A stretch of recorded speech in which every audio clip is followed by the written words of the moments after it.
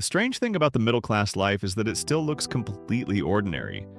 A safe home, reliable transportation, health insurance, childcare, a little savings, and one modest vacation do not sound extravagant. But put the current price beside each item, and the ordinary package starts to look like a luxury bundle. You can afford the apartment, but not the neighborhood with the shorter commute, the insurance, but not comfortably use it, or the child, but not the second bedroom. Nothing in that picture is a yacht, yet the total can require an income that once sounded rich.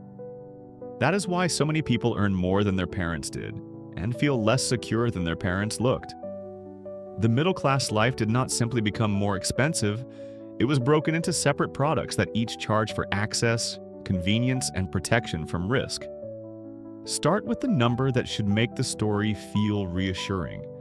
Median household income in the United States was $83,730 in 2024. That does not sound poor, and for many households it is not. But middle class has never been only a salary number. It is the ability to turn income into a stable life without one ordinary problem dismantling the plan. Average household spending reached $78,535 in 2024. That average and the median income come from different surveys, so they should not be subtracted like one household budget. Together, they reveal the pressure. A normal American life moves a very large amount of money just to function, with housing taking about 1/3 of average spending and transportation, another 17%. Before food, healthcare, childcare, or debt enters the room, shelter and movement have already claimed more than half the average budget. The expensive part is often the version that makes the rest of life possible. A cheaper home may mean a longer commute, weaker schools, higher insurance, or 2 cars instead of 1. A cheaper car may create repair risk that threatens the job paying for it, so the household is not always buying comfort. Often it is buying coordination. It is buying a way to make work, school, care, and sleep fit inside the same 24 hours. Housing shows how quickly an ordinary milestone became a premium product. At the end of 2025, the median existing single-family home cost about $409,000. Once mortgage insurance, property insurance, and taxes were included, the estimated monthly cost reached about $3,120. The income needed to afford that payment was roughly $120,800, and only about 1/3 of households met that threshold. The median age of a first-time buyer reached 40, and first-time buyers were just 21% of buyers.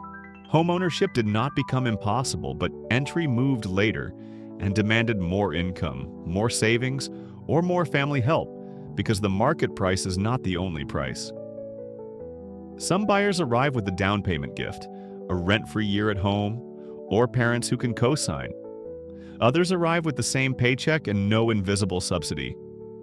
They are shopping in the same market, but they are not paying with the same resources.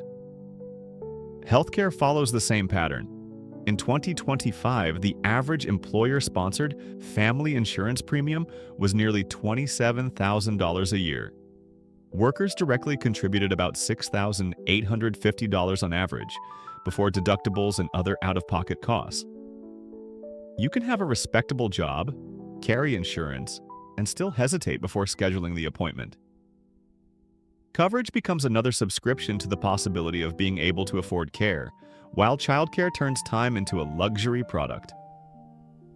Even older federal data found that part-day care for one school-age child could take roughly 8 to 9% of median family income.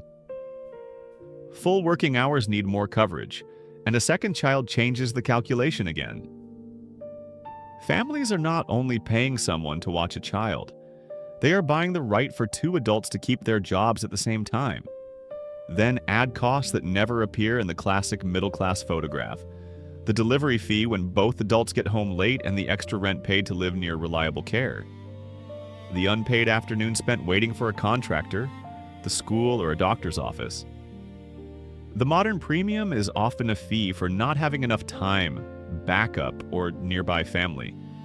This creates a quiet split. One household purchases convenience and still saves, while another purchases the same convenience because without it, someone loses income. The first experiences the service as comfort, the second experiences it as infrastructure. From the outside, both may look equally successful. Inside the budget, one has margin and the other has monthly deadlines.